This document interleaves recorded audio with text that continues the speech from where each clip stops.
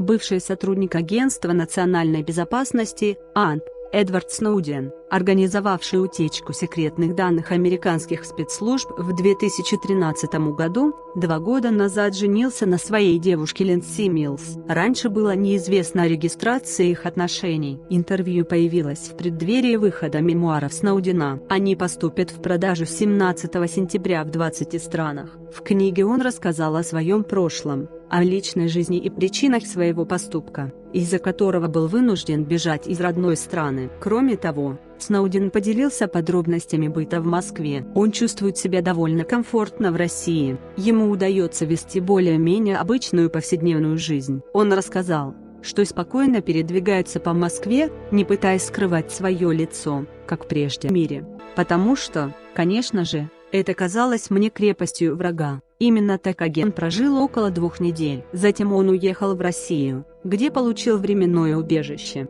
1 августа 2014 года срок убежища был продлен на 3 года, Сноудену выдали вид на жительство.